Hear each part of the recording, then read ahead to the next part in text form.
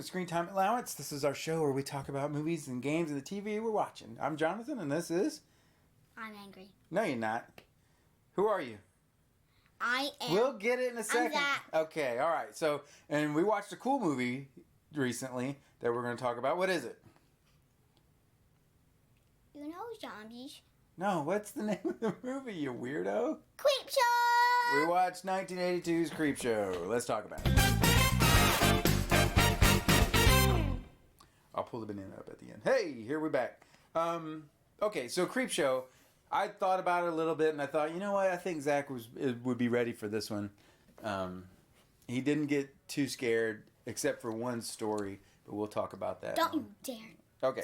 tell anybody that. So, full spoilers from the movie from 1982. Don't watch this if Pretty sure it's 1982. Yeah, 1982. So if you haven't seen it by now, what are you doing? Go watch it. It's a cool movie. Right? Did you like it? Yeah. If you haven't seen this movie, don't watch this video. It's just going to give spoilers to everybody who didn't watch this. Right. So Creepshow is an anthology movie. So there's 5 stories.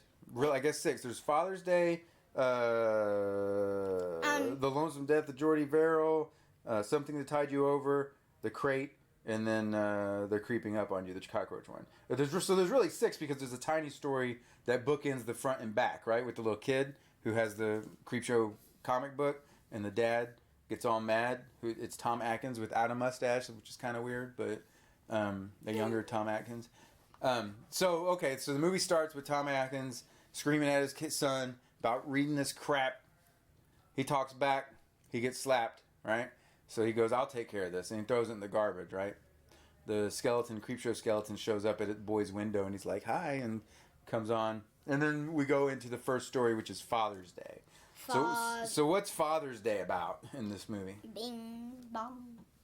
It's about some people thinking that a woman killed a guy. Yeah, her father. And right. And guess what? No, it's even bad. What's even bad? He was pretty good, but he was really mean. He was like, "Where's my Father's Day cake?" Yeah. Okay, so yeah, the story is just this one's a short one. It's a family reunion, or every year they get together for Father's Day because the aunt, which is the daughter who killed the father, comes to visit the grave, right? They're pretty sure she killed the guy, her dad. They're pretty sure they know, mainly because it appears that the father had her boyfriend or husband killed in a hunting accident, right? So she goes out there. So in this notably in this segment, we have Ed Harris as the outside family member married in husband. Guys. Hold on, the outside family member married in husband to the granddaughter, right? So Ed Harris is in this. It's funny. He's young. I guess he was buddies with George Romero because he was in another movie called Night Riders earlier. All right, so go. So tell me a little bit about it. What happens? That girl, I straight up guessed this part. What happened? He turned into a zombie, and I straight up guessed that. Right. So the daughter's out there visiting at the grave, screaming at him about how she killed the boyfriend or whatever, and then hand comes up. Dad zombie comes out. He's mostly a skeleton, right? Which is dirt and gross skin hanging off It'll of him. go like this. Well, what is he asking for the whole time? Where's my cake? Right. So he strangles her. And the next person to go out is Ed Harris looking for Aunt Bedelia. And then he falls in a hole. Right. It's the hole that the zombie got out of, right? The zombie dad got out of. And then So what happens? How does he get killed? the grave moves like.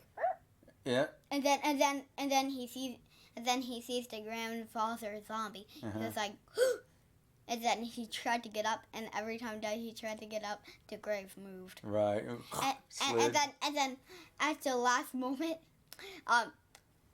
the girl slid out of the dirt. Oh yeah, he tried to get out and grabbed onto something, pulled it, and it was Aunt Bedelia who was dead. So then it just goes, it squishes him dead. And then grandfather went like. He just kind of shuffles off, huh? So then we have the Ed Harris's wife. By the way, there's a maid. Yeah, there's a maid. So Which Ed Harris's didn't wife really is like, oh, there's a fun dancing scene where Ed Harris does some funny moves, which probably be funnier when you're older. So they're freaking out. They don't know where Aunt Bedelia is. They don't know where Ed Harris is. And so the mom goes into the kitchen, and what happens to the mom? Remember? She sees the maid, but Yeah. she kind of looks like a zombie. She's dead. Maid is dead. I know. She falls into the window. Ooh. She turns around. Who's there? The grandfather. Well, it's her dad. Yeah. And what does he do to her? He goes like this. Oh, straight backwards, huh? Turns her head all the way around, right? Like this. Yeah. So then by now it's just the two grandchildren. So what And do then they do? guess what? What? They go into the kitchen, and then what came out? Their grandfather, zombie, huh? What does he have? His cake. What is his cake, though? The woman's head. Right, with With some icing and with frosting and candles, huh? Know how they did that? It's Father's Day, and I've got my cake. Right? I bet. How'd they do that? Tell everybody how they put that lady's head on a plate. Because we watched the making of it, huh? They put it under like a thing, and then he went, and then she went like, and then that's how they did it. Right, they had a hole in a plate, and And- she just went under there. They made her neck look like it was cut off, but she was under the plate, right? Yeah, they just put red stuff around Right. that. So did you like this story? Yes. What and was guess what? What? What was your favorite aspect of this story? What was your favorite part of the story? Was it the cool looking zombie? Or that he was just killing people? What? I liked when the head twist happened. Oh, you like the head twist? Maybe we can do that in our movie, because that's an easy effect to do. Okay? Don't tell everybody. Oh, well, I'm just saying maybe, man, maybe. All right, so the next story, The Lonesome Death of Jordy Verrill. You remember this one? It's a hillbilly guy played by Stephen King. He's out by on his porch, and then what comes down and crashes. Do you remember? Do you not remember? Meteor. A meteor. So he's kind of goofy. He goes over there. What does he immediately do? He touches it. Why? It even looked hot. He was like, oh, right? Yeah, So and why would you put it in your mouth? You could just go inside your house and then just wash your hands. Once he touched it, it was pretty much done. So he thinks, oh boy, the university will pay a lot for this, huh? So he has a little imagination sequence where he goes in there with the meteor, and the professor's like, ha ha ha, they're just paying him money, right?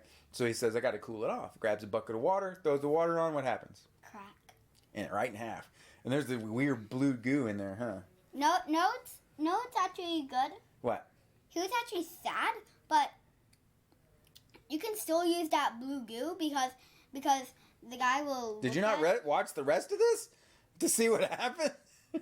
Can't use no blue goo for nothing. So he cracks it in half, and then he has another imagination scene where he's like, oh, here's the half, and the guy's like, nope, I ain't gonna pay nothing for it, and runs him out of there. No, he said nothing but $20. Right. So he pours the blue goo out, gets some on his hand, wipes it on his shirt, goes in there, leaves it on the porch, goes sits in his chair, right? So And then he realized. He wakes up, and then what? Oh no, he's watching wrestling, and then he looks at his fingers. What is he? No, he doesn't look at his fingers. He drinks something, and then he's like, and then he spits that stuff out, and then he looks at his fingers, and then something mossy is growing on it. Right. So he's I like, have what? a better memory than you. And then he's like, oh, you see it on his face. He's like, what have I been doing all night? And then he realizes, what have I been doing all night? And then He goes into the bathroom, and what does he look at? his tongue there's is stuff- infected. Stuff growing on his And tongue. then it got worse. It grew up his arm. But hold on, before that, he's like, oh, I got some problems. I'm going to call the doctor, right? So then he has another imagination sequence. What is the doctor going to do? What does he think the doctor is going to instantly do? He's gonna walk up like this, and then he's gonna go like this, and then the doctor's gonna go like. there's only one explanation to this. And then he goes over to the desk, and then he gets a big old chopping knife. Yeah, he's like, I gotta talk it out. So because Jordy Verrill, it doesn't come off as a very smart person. He's like, well, I'm gonna call the doctor and go to the doctor if they're just gonna chop my fingers off, right? I mean, that's so he grabs a drink. He goes, sits in his chair, falls asleep. And when he wakes up, when the TV goes boo, he wakes up, and what's going on? What do we see? All the fungus. We see all the stuff is grown on him. He's like, oh, what a dream. He looks around, and there's everywhere he's walked, everything he's touched, the outside on the meteor from the crater to his house has all this weird grass growing, huh? I know, because it needs him to grow because that meteor is like a root. Right. So it gets worse and worse. He drinks some orange juice and alcohol, and it's just growing. He takes his shirt off, and it's growing all on his chest and on his back. And then guess what? His hands are covered, right? And then guess what, What? guys? He has this weird thing that's in his mirror. Yeah, so he turns on the bathtub to fill it up because it's itchy, right? So he's about to get in there, and he imagines his father in the mirror, and his father's like, "What are you doing, Jordy? Water's what it wants. Don't get in there." And he's like, "Oh, but it itches, right? It itches." And so he jumps in the water, doesn't he? And then guess what next day? We show the next day what. And then all you see is moss, just moss. Everywhere, weeds and grass and stuff, alien grass just growing all over the house, the porch. And then guess what, guys? What? You travel into the kitchen, and then you see something move. It's that guy. Right, but can we even tell it's him? He's completely Moss Man now, huh? Moss Man. Not in a good superhero way, but his voice is all like, oh, right? And he's like, oh, my lock needs to be in. So what does he do? Poor guy. I really kind of feel bad for him because he takes a shotgun and then he points it at his head and then he shoots himself. And it's not even and then on TV. Does blood and guts come out? No, it's just like solid moss head. It's terrible. It's terrifying. Isn't it? Then guess what, guys? Okay. No, it's worse. That's literally the end of the show. Or the end of that segment. So what were your thoughts on this one? No, that's not the end. They show his house. They show it growing down the road. It's growing on the signs. It looks like it's going to grow everywhere, right? It looks like it's going to grow on people's butts. It's going to get itchy inside. There's no expectation to think it's going to grow in everybody's butts only. It'll grow all over them. But then you hear the weatherman like, "Oh, we're going to get lots of rain," right? So that's bad news. So that's the end of that segment. What'd you think of that segment? What was your favorite part? My favorite part was when the stupid guy was... Poor Jordy, so stupid. Okay, go ahead. He's like, ooh, yeah, I got some meteor. Yeah. Oh, you mean the mean doctor guy? Oh, okay. So yeah, this one's a creepy one because the idea of stuff growing on you is really a terrible thought, guys. isn't it? What? If you look on the preview, it's gonna show brown stuff. It's not actually it's green stuff. I don't know what you're talking about. We didn't watch green moss. Yeah, it's green moss. Okay, so on the preview it just showed I don't know. No, I don't know what you're talking about. Brown hair. No, they didn't show that. No. All right, so what'd you think of this one? Did you like this one? Yeah. Okay. No, it's creepy. What? Since he sucked on that, the moss must have ate his inside. Yeah, it must have went down his throat. So that probably was terrible. Yeah, the whole idea of it just growing everywhere is terrible. He gets up when he wakes up and it's all on his hands. It's just it makes me itch. It makes me it's a creepy one. All right, so next story. Daddy. I've got you covered. Hey, as long as you keep itching me. All right, the next one's called Something to Tide You Over. I like this one a lot. This one has Ted Danson and it has Leslie Nielsen, who most people would know better from the Naked Gun movies, which are completely slapstick. This is not slapstick, so he's a little more serious. So this one is basically a guy finds out that his wife is having an affair with another guy. Can we skip this? No. This is a good one, dude. We gotta do this. We won't take long. So he comes over and he says, "Hey, I have the girl. What's her name? Becky. Right. So I have Becky. She's in trouble. You need to come see her." He takes him to the beach, and he sees what looks like a grave, right? And he's like, "Let's go check it out," right? And these guys don't like each other. Ted Danson is the one who was cheating on the wife against Leslie Nielsen. So he's like, "No, it's an empty hole." And what does he make him do? He makes him dig, make a grave for himself. Yeah, he has him hop in the hole and start pulling sand in, right? And Leslie then Nielsen guess pulls out what? a gun. Ted Danson was going to hit him with the shovel, but he's like, "Ha ha, I have a gun," right? Makes him get in the hole, pulls all the sand in on himself. No, it's stupid. What's stupid? The water sand. You could just go like. I don't know, man. It's a lot of sand, right? So basically, what happens was he pulls them all in, and he buries Ted Danson up to his neck, right, up to his head.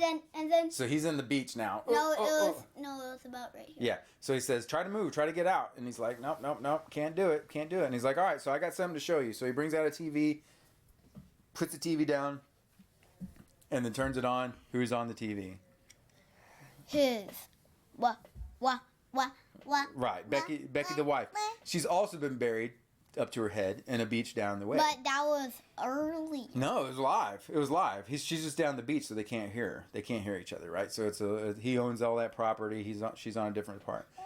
So he's like, so sorry guys, y'all did this, and now y'all gonna die.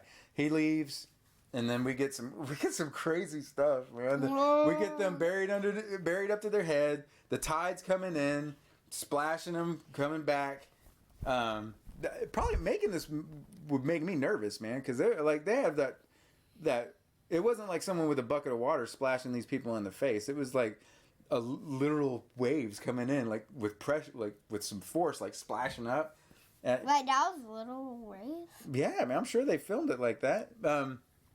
There's one shot in particular towards the end of that whole thing. So Harry goes home. He turns on all his cool little TVs that he has recording this. He's watching Ted Danson. He's watching Becky.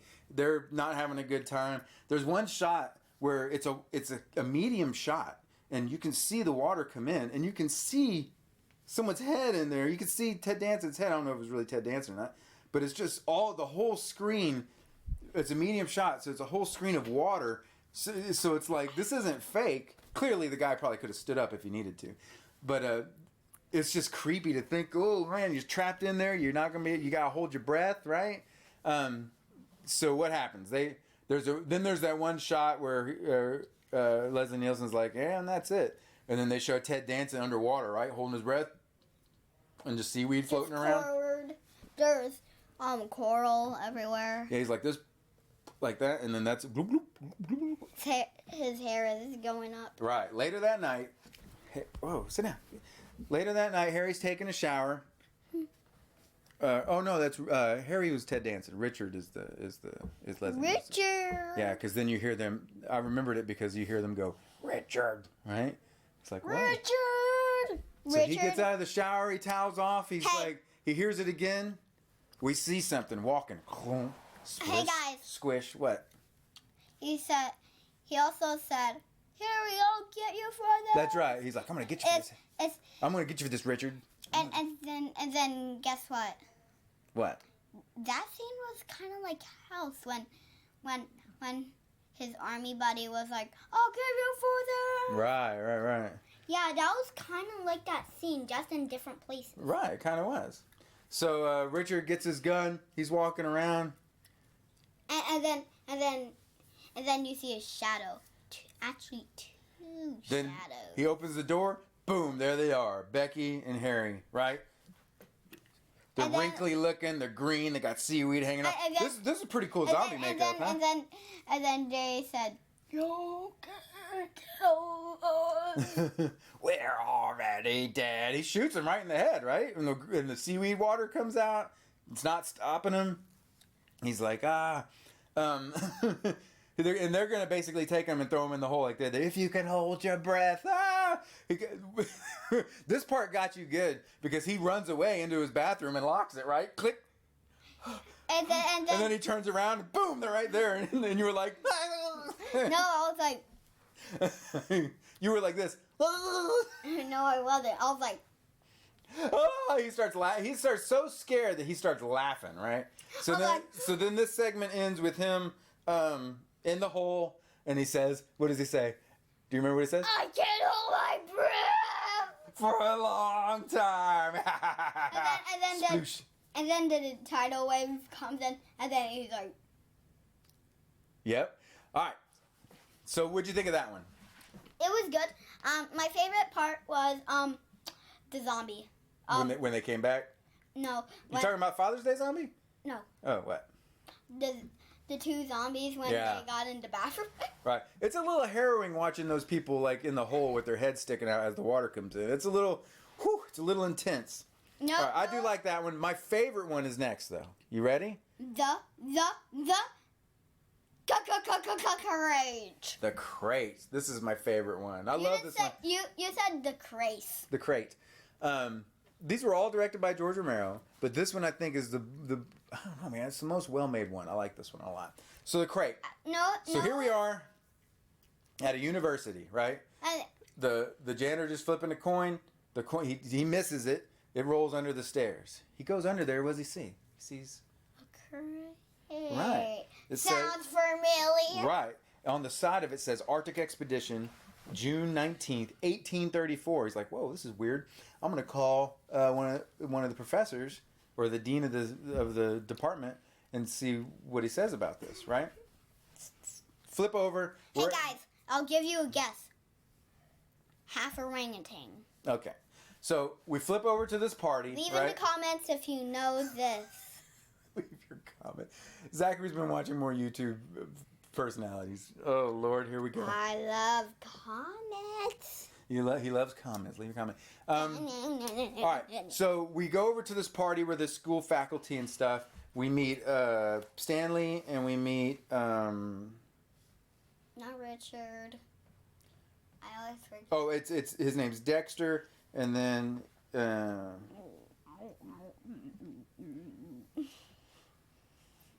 Stanley, the Babbles North of a Deadly Monster. Well, I forget. Hal Holbrook. I know the actor's name. So Hal Holbrook is there, and he has a wife who's Adrienne Barbeau. Her name's Billy in the movie, right? And nobody likes her. She's very obnoxious, right? Here, sit up here, buddy. She's obnoxious. Nobody likes her. She's very abrasive, just unpleasant, mean person, right? Kind of leads old Hal Holbrook around Henry. Henry is his name. Farting deer. Right. So it just browbeats poor Henry. Nobody likes her. So what are these recurring things that old Henry thinks of during this show? She's over there talking crap about him and just how everything sucks and nobody just and she thinks she's great, but everyone just nobody likes her. So he imagines in his head. He grabs. Oh, Billy. What? Imagine shooting her in the head. Everyone at the party stops and starts clapping. Well, heck of a shot. Bullseye, right? Zip back to reality. Henry, I told you to get the car. Blah, blah, blah. Like, oh, man. He's having these fantasies about killing his wife, right? So Dexter Stanley's there. They usually play chess together. He gets a call from the janitor who found the crate, right? So he goes, okay, that does sound weird. It's probably a box of magazines, but I'll come down and check it because the date on the side, 1834, that's kind of crazy. I'll go. So Dexter goes down there, meets with Mike the janitor, and they pull it out, right? They pull it out. They lift it up on the table. They get the locks off, and they start pulling it. And then lifting it up, but it's nailed shut, right? It's nailed shut and locked with padlocks. So they're trying to lift this thing up. They pull it up. They got some of it out. There's more nails back. They can't throw it open. But they hear what do they hear? Right? Like weird chirping sounds. Like, what the heck? No, it was like... Yeah, like that, right? So something that, like, what is that? Like a bird or something? And so then, the janitor looks in there and he's like, I see something shiny. I think it's jewels. And he reaches his hand there. What happens? Tell me what happens. his arm gets bit. You're right. And Dexter's trying to pull him out, right? He's like, no! Crate tips over, hits the janitor on the head. Dexter falls back. The lid lifts open, right? And what do we see? it's a giant monster that kind of looks like Predator, and with no mandibles. Oh, no, that look really like Predator. Like a orangutan. Yeah, like a ape with a big mouthful of sharp teeth, right? So he pulls janitor Mike up there and into the crate. Blood coming out. Gone. He's gone. And guess what? I don't even know where the bones are. Right, and they actually make a point to say that. So Dexter runs out into the hall, runs into the grad student Charlie, and he's like, "Oh my God, this is crazy!" And he's like, "Calm down, what's going on?" They go in there. He was like, Yeah, he's clearly losing it after seeing the monster eat the janitor. So they go back in there. Charlie sees all the blood. He's like, "What is going on here?" Right? Noah's done of the janitor. What? Never. Just reach into the crate? Yeah. Terrible idea. And by the way, What? don't put your hand in some crate. Who knows what's in there? Might be a sleeping monster from 1834, huh? Oh, so while he's talking... Orangutan bat. Right. Trying to infect you with their blood. Oh, well, while Dexter's talking to Charlie, the grad student, the monster... What does the monster do? You remember? It moves the crate back. Right. And there's blood There's where a it blood... left. Right. So they go in there, see all the blood. Charlie's like, "Oh my gosh, what is this?" He's looking around. He grabs a wrench. He's trying to... There's a eaten up shoe outside the crate. So he goes under the stairs, knocks the shoe over to Dexter. He's like, "I want to measure these bite marks, right? Something straight out of Jaws, you know, like what?" Done it. So then out of the side, what happens? The monster's like, "Surprise, I'm not in the crate. I'm actually right here." So there's a brief scuffle. The Charlie guy dodges real cool, gets out, and then the monster goes, "Pah!" and hits him right in the shoulder. No. Pow! Tears a big chunk out, right? Ah! And so... and his shirt is like teared like this. Yeah. So then the monster turns around and looks at Dexter, but Charlie has the wherewithal to grab that wrench and hit the monster. Doesn't do nothing except make him mad, huh? Know what I would do? What? Shove it in his big mouth. I would say, "You sure like talking trash?" Yeah, it'd probably been better to put the wrench in his mouth. Yeah, because he'll go like. And then he grabs him again, and there's a real gory shot of him just like biting his face like an apple, huh? Big bite mark out of there, right? Like this. Ah! And then hits him against the wall, claws his face. He's a mess. He's dead. No, he didn't claw against the. He got against the wall, and then he bit him real hard on the face. Yeah, he bites his chunk out of his neck. Yeah, and then he hits him. Remember, he pushes his head against the wall and goes like this, and then there's scratches and it's bleeding. And then you see the monster go like tear him open or something, and then eat his guts. No, maybe you saw that in your mind, but that didn't happen in the movie. He grabs him by the arm and pulls him away. Dexter's like, "Ah!" runs off to his buddy Henry's house. Henry's wife Billy, the really obnoxious lady, she's leaving, right? She's so mean. "Don't do this and blah blah blah. Oh, that guy and all blah blah." She turns around to leave. He's putting a tie on. What does he imagine? He imagines it. Grabs his tie, choking. You're like, is he really doing this? Cut. Nope. She's over there like, ugh, just blah. Haven't gone by the time I'm back. Blah blah blah. Right. So she leaves. Dexter shows up. He's like, "Oh my God, this is what's going on. Mike the janitor's dead. Charlie the grad student's dead. I don't know what to do. What can we do? We call the police or whatever." So Henry comes up with an idea. So he puts a little sleeping potion into Dexter's drink, knocks him out. No, he dumb. He knocks him out. What is Henry gonna go do? Henry writes a letter. And in the And by letter... the way, What? okay, this is stupid. I'll take that wrench. Are we still talking about the wrench? Okay, I'll take that wrench and then I'll punch him in the stomach, stab it in his mouth, and then I'll go like, "You've been a naughty boy." I don't think it would work. I think the crate monster would still eat you. Yeah, but he would be too distracted chewing on the wrench. He would eat your face. I guess he could chew through bones. He could chew through metal. Right. So But we don't know. here's We see Henry write a letter, and then he leaves it, and then he goes to the university. He sees all the blood. He starts cleaning up. We're thinking, what's going on, right? So Billy gets home, the wife. Her thing is just to try to break the ice. She's just, "I'll just call me Billy," right? Everybody does. No one really likes her enough to even call her that. So he's over there cleaning up. She gets home and reads the letter. And in the letter, Henry says, "Oh my gosh, Dexter came over. Ever since him and his wife separated, he's been having problems with these girls at the university. And tonight it got real bad. He hit a girl, and the girl ran under the stairs, right? Please come over here, Billy. I know you're really good at taking care of these kind of things, and I really, really would like your help." So in the meantime, he's trying to scrub up all this blood to make it clean. Billy shows up with milk and whiskey. I don't know what the hell she's drinking. No, she was drinking wine. No, it was milk, and then she poured whiskey in it as she's reading the letter. I was like, "What? No, it's just, It was like milk. you don't even know, dude. It's fine. It's fine." Milk, wine, and chocolate. Yeah, it was gross. So Billy shows up, and Henry's like, "Oh, it's down here." He's just now finished cleaning up, and he says, "Hey, look, she's under there." So his plan that we were starting to figure out is that He was like, his plan is to get Billy to meet the crate monster. This is his chance to kind of get rid of her, right?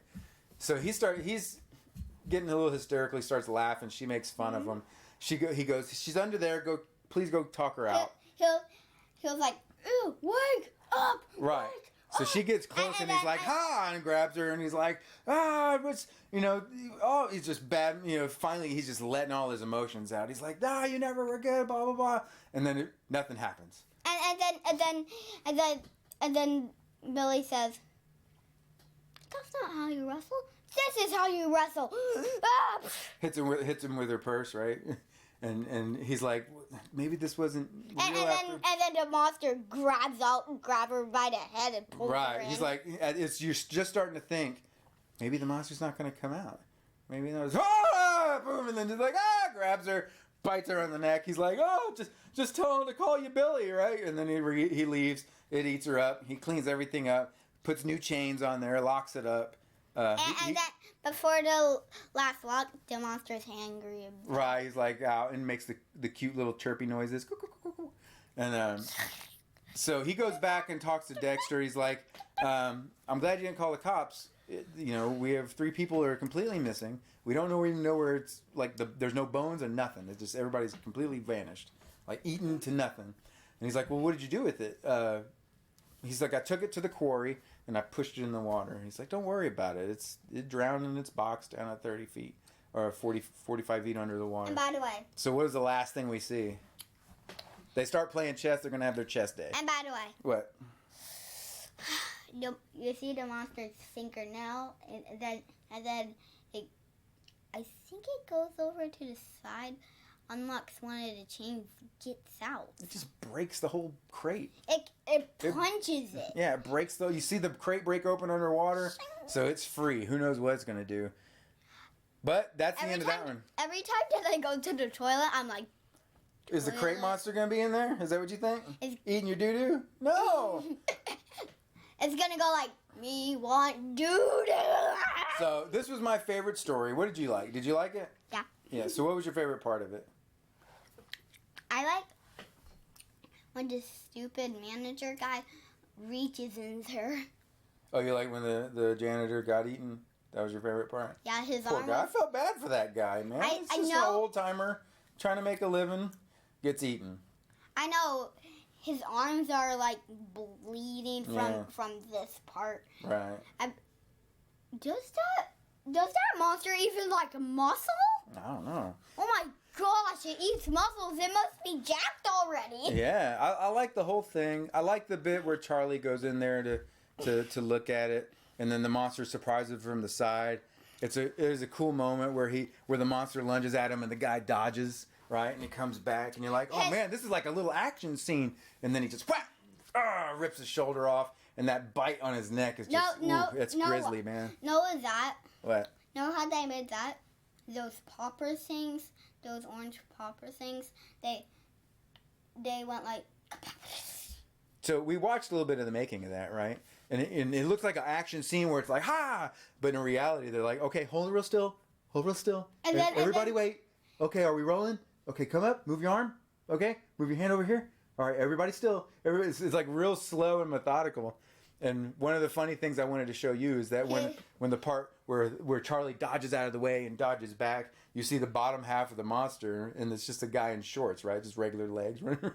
But in the making of that, I had to show you that so you understand. And by the way, one thing. What? Say it. One more thing. In the making of this, the guy says, a little higher. Yeah, so the monster had his hand on the guy's leg, and the guy who played Charlie was like, okay, a little higher, being silly to like raise your hand up higher on his leg, which I thought was funny in the behind the scenes thing. Okay, so that was my favorite segment. I like the crate. Did you like that one? Let's move on to the next one. Okay. Wanna tell you this story? Okay, so this one's called "They're Creeping Up on You," and it has E.G. Marshall as Upson Pratt. What a name, Upson Pratt. He's a really, really rich guy, and he's not very nice, and he lives in this very sterile white apartment. And by the way, with a bunch of computers, and he's not very cleaning up. Oh, he's very clean, but he hates bugs, right? Yeah, he must leave crumbs. I think there was no real reason why he got all those roaches other than to have him be terrorized by him, right? He was a mean guy, not very nice to some people, was very harsh in his business dealings. There was a woman that called that said her husband died, killed himself because bad stock tips on his thing or something. Anyway, not a very pleasant guy. So he hates bugs. And what starts coming? It's not bugs. It's cockroaches, right? It's cockroaches. He calls the guy on the phone. This is a very simple story. There's not a lot to go. There's one room. Takes place in one room. He calls the superintendent. Superintendent's not there. He's like, have him come or he's going to lose his job. I need somebody. So another guy comes up, speaks to him through the door. He's like, I'll get the exterminators over here. He's like, good, do it, because there's bugs in here, right? So at first there was one or two. He sprays one to death right at the beginning, puts the can next to it, walks off, does some talking, looks back, bug is gone, right?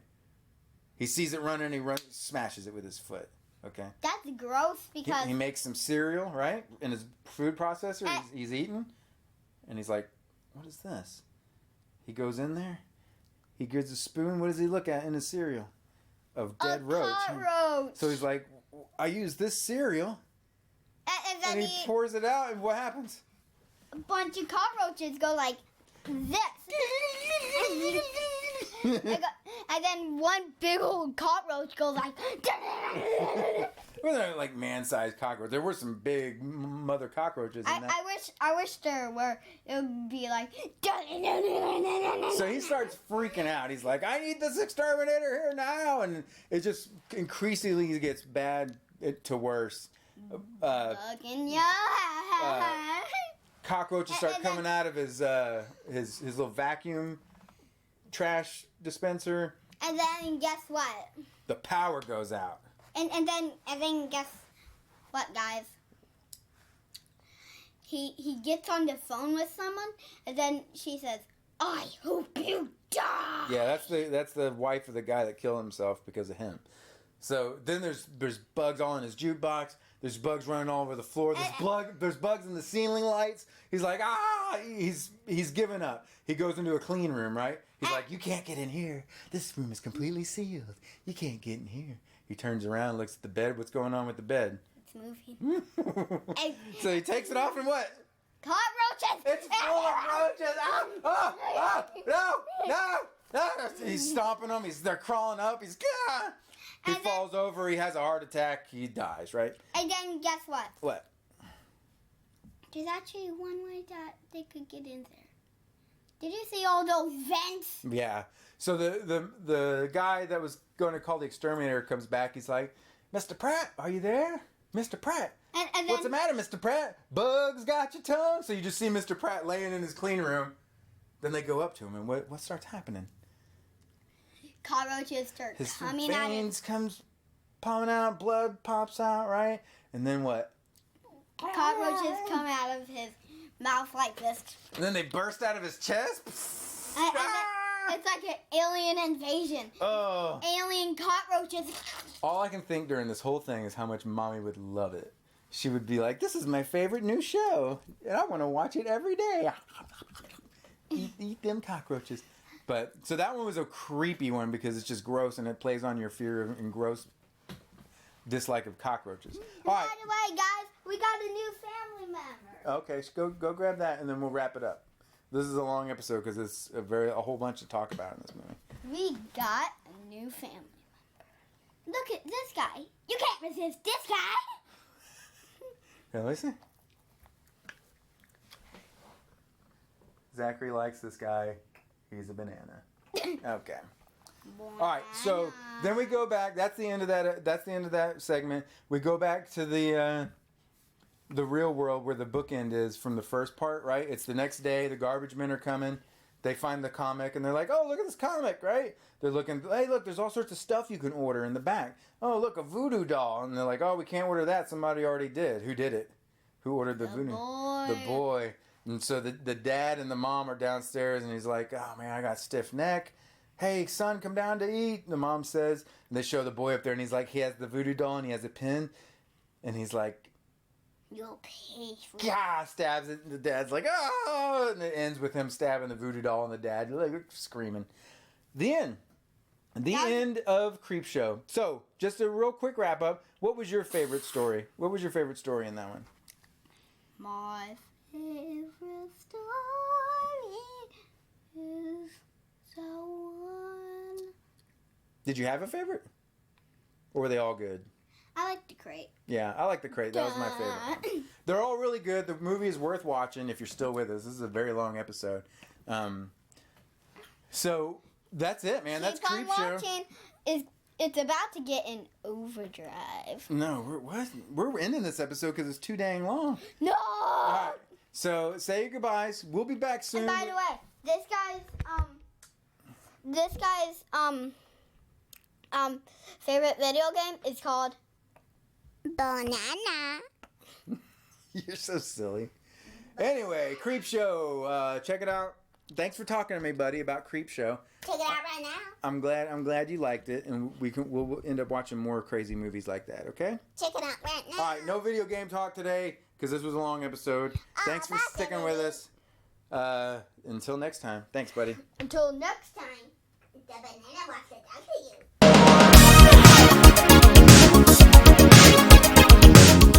Good episode, Dad. Good episode.